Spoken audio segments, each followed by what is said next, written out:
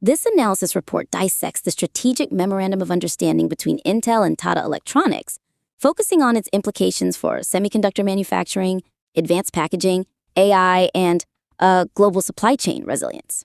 So let's look closely at the key arguments and overall structure of the material. Okay, so a key theme running through this material, and it's a strong one, seems to be the concept of supply chain resilience. Mm-hmm. It frames the partnership as the ultimate hedge against geopolitical tension in East Asia, specifically, Taiwan and China. And diversifying Intel's footprint into a friendly, democratic jurisdiction. Exactly. And look, the analysis effectively positions the partnership as that geopolitical hedge. It's very clear on that point. But, and this is my first high-level thought, the analysis would be strengthened by structurally addressing the potential counterpressures. The risks associated with the move itself. Precisely. The report does an excellent job acknowledging what it calls execution risk. I mean, we all know building massive fabs from scratch is notoriously difficult. Delays happen. Sure, that's the internal risk management piece. That's the weakness.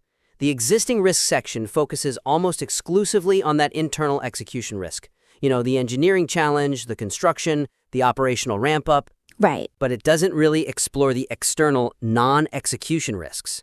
Things inherent to the geopolitical shift itself, or even just the challenges specific to navigating a new regulatory environment like India's. So if this is truly the ultimate hedge, the report needs to map out the vulnerabilities of the new position, not just the old one. Exactly. I agree that it needs to move beyond just operational concerns. But here's my immediate question then.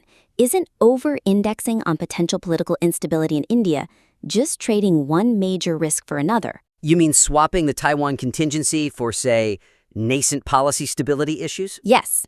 Is this a true hedge or just a swap of risk profiles? That is an excellent distinction, and it's precisely why the suggestion is so necessary. We need to integrate a dedicated section, or maybe a subsection, that explicitly balances the bullish claim of resilience by analyzing those external risks. Okay. The analysis has to consider the reliance on a still nascent domestic supplier ecosystem, the speed of local talent development, and, this is the big one, specific governmental dependencies. Right. If the whole thing is built on favorable political conditions? Then those conditions have to be thoroughly stress-tested against potential future changes. So let's get concrete on that governmental dependency point. What aspects should the report be scrutinizing there? I think it needs to analyze the specific duration and stability and the future political longevity of the India semiconductor mission incentives. The ones supporting Tata's, $14 billion investment? That's the one. In Gujarat and Assam, those government subsidies are the financial foundation for this entire project. Any perceived lack of commitment or a sudden shift in policy introduces a massive systemic risk that's far beyond Intel's ability to execute on its own. That makes the argument much more robust. We are talking about a decades-long commitment here. Absolutely. And what about the U.S. side of the equation? I mean, Intel is under immense pressure domestically. That's the other vector. We should also explore the possibility of U.S. political shifts. I'm thinking specifically about Intel's domestic production targets. The CHIPS Act. The CHIPS Act has channeled billions into stateside manufacturing, and that creates, an internal strategic tension within Intel. If the U.S. government decides to prioritize domestic production more aggressively, say demanding faster ramp-up in Ohio or Arizona, then that could compete with this new Indian investment. It could absolutely complicate or compete with it for shared resources, for talent, for capital allocation. A world where U.S. policy implicitly creates tension with the Indian expansion. Well, that's a weakness that has to be addressed for the analysis to feel complete. That is fresh, actionable analysis. Identifying that potential internal strategic conflict, the competition between the CHIPS Act expansion and the India expansion, that adds serious analytical weight. It does. The goal is just to get clarity on how Intel plans to manage that balancing act over the next 10 years. By establishing these external risk vectors, policy instability on one side and competing internal incentives on the other, the report really transforms this from just a celebration of diversification into a comprehensive study of global semiconductor complexity. It provides a necessary counterweight. Okay. Now, speaking of complexity, there is one detail in the report that is extremely compelling but seems, structurally misplaced. I think I know where you're going with this. I'm talking about the person who kind of bridges this massive gap in trust and scale. Let's look closely at the section discussing the insider connection. Right. The material makes a strong case for the deal's rapid success by highlighting the fact that Randhir Thakur, the current CEO of Tata Electronics, is the former president of Intel Foundry Services. And it correctly notes he knows the Intel playbook inside out. It's fascinating. I mean, the analysis highlights the human factor, which is so often the real driver of these historic deals. But this crucial detail about Randhir Thakur is positioned, pretty late in the strategic section? It completely undercuts its power as a foundational element for this historic handshake. It's listed as, I think, the third bullet point in the Why This Changes Everything section. It almost feels like corporate trivia. It feels like supplemental evidence, yeah, not the driving force that actually explains the credibility of the entire investment. Exactly. Placing the insider connection deep in Section 3 makes it feel secondary rather than the primary driver that explains how Tata secured such a massive vote of confidence from a company like Intel. Especially when we just talked about the high execution risks of setting up fabs in these advanced packaging facilities, the OSATs. So the reader is left wondering, how did Intel take this huge leap of faith? And then the answer is just dropped in almost as an aside. So the recommendation here is really structural. It affects the whole narrative flow of the analysis. You're saying to use the insider connection to preemptively mitigate some of those execution concerns we just raised. Totally. The suggestion is to elevate the Thakur connection. Make it the connective tissue linking the two companies. Use it right after the introductory headline section to establish that institutional trust and to justify the immense scale and speed of the deal. Because it's the single biggest factor that makes the aggressive timeline credible. Absolutely. Especially considering the monumental capital involved. It shifts the detail from just being a fact to being the foundational narrative context. You know, in these massive global deals, it so often comes down to that one human factor who can genuinely vouch for the other side. And building on that, we need to restructure the summary to anchor the discussion in this shared history.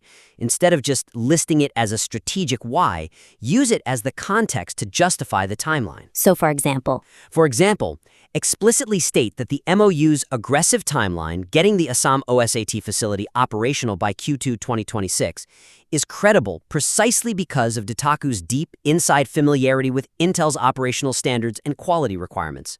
That detail fundamentally changes the reader's assessment of the execution risk. If Thakur, knowing the inside playbook, believes that timeline is achievable, it immediately validates the project's speed. It makes it feel real. It tells a much stronger story. Yes, it reframes the execution risk from Tata might fail to build this thing to Tata is executing under the supervision of someone who literally helped build Intel's global supply chain. That's a fundamentally different level of confidence. That refinement is critical. Okay, let's pivot and address the third strategic component of the MOU, which feels a little disconnected right now. The AIPC strategy. Let's look at the section discussing the AIPC explosion.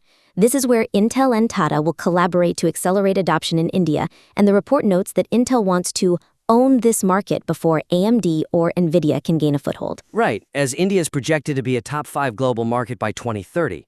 It's clearly laid out. It is. Building on that, though, the third pillar, this collaboration on AIPC adoption, is currently mentioned as a separate entity, a distinct market strategy. It's not fully woven into the core manufacturing rationale. And that separation dilutes its importance to the overall deal. I think so. The way it's structured now, the report treats the manufacturing and packaging pillars as a response to global supply chain issues. And the AIPC pillar is just a separate domestic sales opportunity that got tacked on to the deal. And that's the weakness. The analysis treats the supply chain components and the market capture component as independent goals.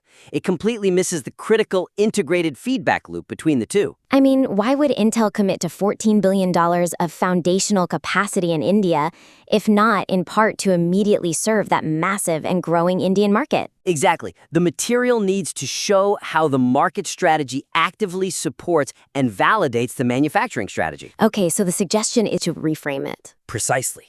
Reframe the AIPC push not just as a market grab for revenue, but fundamentally as a mechanism for vertical integration. And for capacity assurance. Yes. Explain how this push creates immediate, guaranteed captive domestic demand. This is absolutely essential for rapidly de-risking and achieving economies of scale at the new Dholera and Jaggi Road facilities. Because new fabs are so expensive, they have to have guaranteed volume from day one to hit their cost targets. Right. Without that volume, the entire financial model for the project becomes vulnerable. That shifts the argument from Intel wants to sell PCs in India to Intel needs India's domestic demand to successfully stand up its new global manufacturing capability. It turns the AI PC market into a strategic asset for the manufacturing side. So how do we structure that link in the report? Do we bring the AI PC data into the manufacturing section, or do we link it through the financials? I'd focus on the financial and risk element. That's the real so what. We need to explicitly connect the urgency of capturing the Indian market, which unlocks government contracts, enterprise upgrades, with the long-term revenue potential mentioned in the financial section. Okay. I would suggest analyzing the domestic Indian market as the primary initial anchor client for these new Tata fabs. That relationship proves their global readiness and their operational execution quickly, because they're immediately fulfilling a huge, predictable order book. It provides a necessary sense of security. If the facilities know they have domestic captive demand, it stabilizes those crucial first few years of production. It makes Pillar 3 a critical de-risking strategy for Pillars 1 and 2. Which strengthens the overall strategic coherence of the entire analysis. It just creates a much tighter, more persuasive argument for the whole investment. The partnership isn't 3 separate deals. It's a single, integrated strategy where manufacturing and market expansion are symbiotically linked. Okay, so what I really like about this analysis report is the clarity of its strategic pillars and the very strong analyst takeaway. It frames this as a decade-long dominance play. The structure is compelling, the research is sharp,